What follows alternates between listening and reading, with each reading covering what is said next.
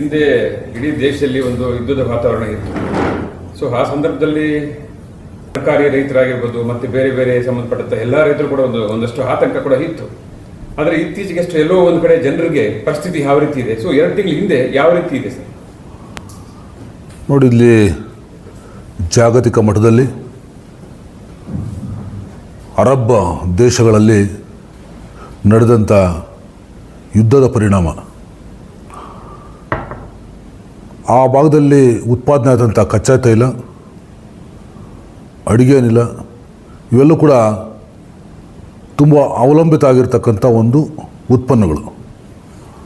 ಇವತ್ತು ಕೃಷಿ ಕ್ಷೇತ್ರನೇ ಅಂತಲ್ಲ, ಎಲ್ಲ ಕ್ಷೇತ್ರಗಳು ಕೂಡ ಸೇವಾ ವಲಯ, ಕೃಷಿ ವಲಯ, ತಂತ್ರಜ್ಞಾನ ಮತ್ತು ಏನು ಆರೋಗ್ಯ ಕ್ಷೇತ್ರ ಎಲ್ಲ ಕೂಡ ದೊಡ್ಡ ಮಟ್ಟದ ಒಂದು ಹೊಡೆತ.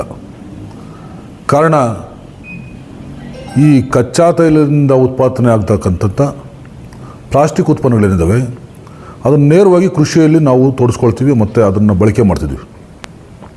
ಉದಾಹರಣೆ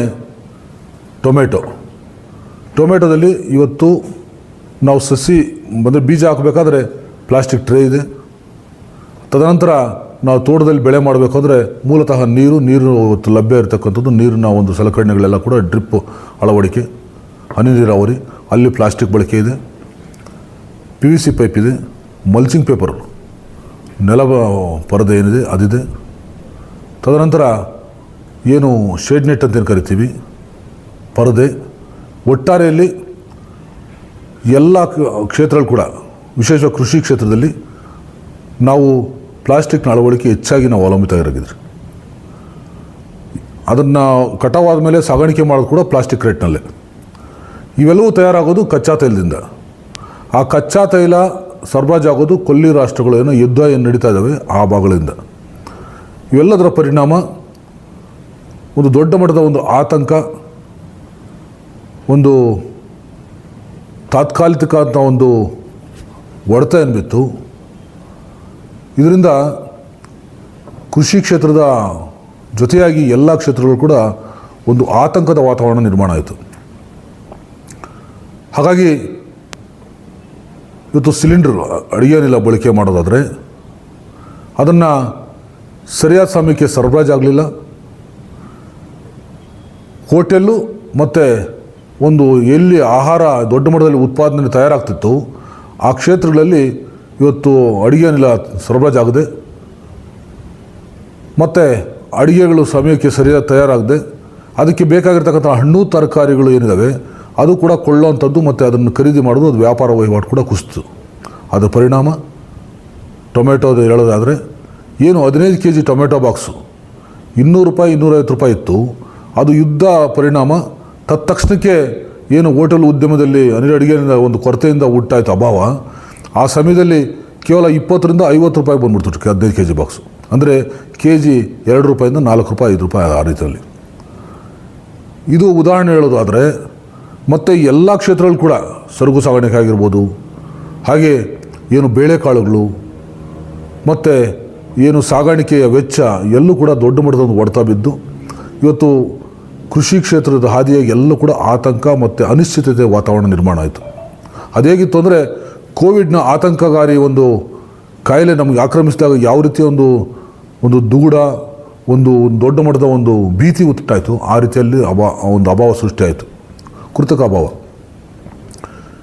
ಇದನ್ನು ಕಾಲಕ್ರಮೇಣ ಜಾಗತಿಕ ಮಟ್ಟದ ನಮ್ಮ ವಿಶ್ವನಾಯಕರು ಜೊತೆಗೂಡಿ ಅದನ್ನು ಯುದ್ಧವನ್ನು ಸ್ವಲ್ಪ ಕಡಿಮೆಗೊಳಿಸಿ ಏನು ಕದನ ವಿರಾಮ ಘೋಷಣೆ ಮಾಡೋ ಸಂದರ್ಭದಲ್ಲಿ ಆ ಒಂದು ಕಚ್ಚಾ ತೈಲ ಸರಬರಾಜಾಗಿರ್ಬೋದು, ಪೆಟ್ರೋಲ್ ಡೀಸೆಲ್ ಸರಬರಾಜಾಗಿರ್ಬೋದು, ಅಡುಗೆ ಅನಿಲ ಸರಬರಾಜಾಗಿದ್ದು ಇವೆಲ್ಲ ಕೂಡ ಸರಿಯಾದ ಪ್ರಮಾಣದಲ್ಲಿ ನಾವು ಪೂರೈಕೆ ಆಗಿದ್ದರಿಂದ ಇವತ್ತು ನಿರಾಳವಾಗಿದ್ದೀವಿ, ನೆಮ್ಮದಿಯಾಗಿದ್ದೀವಿ.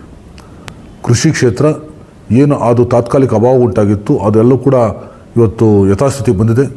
ಬೆಲೆ ಕೂಡ ಯುದ್ಧದ ಮುಂಚೆ ಏನಿತ್ತು ಕಚ್ಚಾ ತೈಲ ಉತ್ಪನ್ನಗಳ ಒಂದು ಉತ್ಪನ್ನಗಳು ಅಂದರೆ ನಮಗೆ ಕೃಷಿಗೆ ಅವಲಂಬಿತ, ಕೃಷಿಗೆ ಬೇಕಾಗಿರ್ತಕ್ಕಂಥ ಸಲಕರಣೆಗಳು, ಪ್ಲಾಸ್ಟಿಕ್ ಸಲಕರಣೆಗಳು ಕೂಡ ಇವತ್ತು ಬೆಲೆ ಕೂಡ ಒಂದು ಯಥಾಸ್ಥಿತಿಗೆ ಬಂದಿರೋದ್ರಿಂದ ಇವತ್ತು ಟೊಮೆಟೊ ರೇಟು 15 kg ಬಾಕ್ಸು ₹200 450 500 ತನಕ ತಲುಪಿದೆ.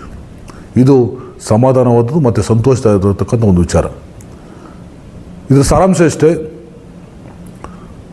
ಎಲ್ಲೇ ಒಂದು ಯಾವುದೇ ದೇಶದಲ್ಲಿ, ವಿಶ್ವದಲ್ಲಿ ಯಾವುದೇ ದೇಶದಲ್ಲಿ ಯುದ್ಧ ಆದರೂ ಕೂಡ ಅದರ ನೇರ ಪರಿಣಾಮ ಪ್ರತಿ ದೇಶಕ್ಕೂ, ಯಾವ ದೇಶಕ್ಕೆ ಅದಕ್ಕೆ ಸಂಬಂಧಪಟ್ಟಂಥ ದೇಶಕ್ಕೂ, ಅಲ್ಲಿರ್ತಕ್ಕಂಥ ರಾಜ್ಯ, ಗ್ರಾಮ ಮತ್ತು ಸಾಮಾನ್ಯ ರೈತ, ಸಾಮಾನ್ಯ ವ್ಯಕ್ತಿ ಕೂಡ ಅದರ ಬಿಸಿ, ಅದರ ಒಂದು ಪರಿಣಾಮ, ದುಷ್ಪರಿಣಾಮ ಬೀಳ್ತಕ್ಕಂಥದ್ದು ನಾವೆಲ್ಲರೂ ಈ ಒಂದು ಯುದ್ಧದಿಂದ ನಾವು ಗಮನಿಸಿದ್ದೇವೆ. ಹಾಗಾಗಿ ಜಾಗತಿಕ ಮಟ್ಟದಲ್ಲಿರ್ತಕ್ಕಂಥ ನಮ್ಮ ವಿಶ್ವ ನಾಯಕರು ಪದೇ ಪದೇ ಈ ರೀತಿಯಾದಂಥ ಯುದ್ಧಗಳು ಮರುಕಳಿಸದೆ, ಏನಾದರೂ ಆ ರೀತಿಯಾದಂಥ ಒಂದು ಸಂಘರ್ಷಗಳು ಎದುರಾದರೆ ಅಲ್ಲೇ ತಿಳಿ ಮಾಡ್ತಕ್ಕಂಥ ಒಂದು ಶಾಂತಿಯುತ ಸಭೆಗಳು ಮತ್ತು ಒಂದು ಸಂಧಾನ ಸಭೆಗಳನ್ನ ಆಡೋದ್ರ ಮೂಲಕ ಒಂದು ಶಾಂತಿಯುತವಾದಂಥ ಒಂದು ನೆಲೆಗಟ್ಟಲ್ಲಿ ಕೆಲಸ ಮಾಡಿ ಇಡೀ ವಿಶ್ವ ಶಾಂತಿಯಿಂದ, ನೆಮ್ಮದಿಯಿಂದ, ಗೌರವಯುತವಾಗಿ ನಡ್ಕೊಳ್ಳೋ ರೀತಿಯಲ್ಲಿ ಎಲ್ಲರೂ ಕೂಡ ಒಂದು ನೆಮ್ಮದಿಯಾದ ವಾತಾವರಣ ನಿರ್ಮಾಣ ಮಾಡಲಿಕ್ಕೆ ಸಹಕಾರಿಯಾಗೋ ರೀತಿಯಲ್ಲಿ ವಿಶ್ವ ನಾಯಕರು ಕೈ ಜೋಡಿಸಿ ಇವತ್ತಿನ ದಿವಸ ಏನು ನಡೆದಿದೆ ಆ ರೀತಿಯಲ್ಲಿ ಸರಿಸ್ಕೊಂಡು ಹೋಗೋದಾದರೆ ರೈತ ವಲಯ ಜೊತೆಯಾಗಿ ಎಲ್ಲ ಕ್ಷೇತ್ರದಲ್ಲಿ ಕೂಡ ನೆಮ್ಮದಿಯಿಂದ ಮತ್ತು ನಿರಾತಂಕವಾಗಿ ಶಾಂತಿಯಿಂದ ಜೀವನ ಮಾಡಲಿಕ್ಕೆ ಸಾಧ್ಯ ಆಗ್ತದೆ.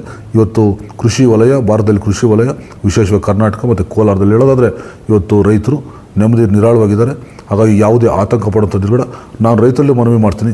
ಈ ರೀತಿಯಾದ ಸಂದರ್ಭ ಬಂದರೆ ದೊಡ್ಡ ಮಟ್ಟದ ಒಂದು ಆತಂಕ, ಭಯ, ಭೀತಿ ಪಡುವಂಥದ್ದು ಬೇಡ. ಇವೆಲ್ಲೂ ಕೂಡ ವಿಶ್ವ ನಾಯಕರು ಒಂದು ಸರಿಯಾದಂಥ ಸೂಕ್ತವಾದ ತೀರ್ಮಾನ ತಗೊಂಡು ನಮ್ಮೆಲ್ಲರೂ ಕೂಡ ಒಂದು ಒಳ್ಳೆಯ ಸಲಹೆ ಸೂಚನೆಗಳು ನೀಡೋದ್ರ ಮೂಲಕ ನಾವು ಒಳ್ಳೆ ಗೌರವಯುತವಾಗಿ ಮತ್ತು ನೆಮ್ಮದಿಯಿಂದ ಬದುಕು ಕಟ್ಟಿಕೊಳ್ಳಲಿಕ್ಕೆ ಎಲ್ಲ ಕೂಡ ಅವಕಾಶ ಆಗ್ತದೆ ಅಂತ ಸಂದರ್ಭ ಹೇಳ್ತಾ, ಮತ್ತೊಮ್ಮೆ ಇವತ್ತು ವಿಶ್ವ ಶಾಂತಿ ಆಗಲಿಕ್ಕೆ, ಶಾಂತಿಯಿಂದ ಇರಲಿಕ್ಕೆ ಕಾರಣೀಕರ್ತ ಅಂತ ಎಲ್ಲ ನನ್ನ ವಿಶ್ವ ನಾಯಕರು ಕೂಡ ನಾನು ಅಭಿನಂದನೆಗಳು, ಧನ್ಯವಾದ ತಿಳಿಸ್ಬಿಡ್ತೀನಿ. ಎಲ್ರಿಗೂ ನಮಸ್ಕಾರ.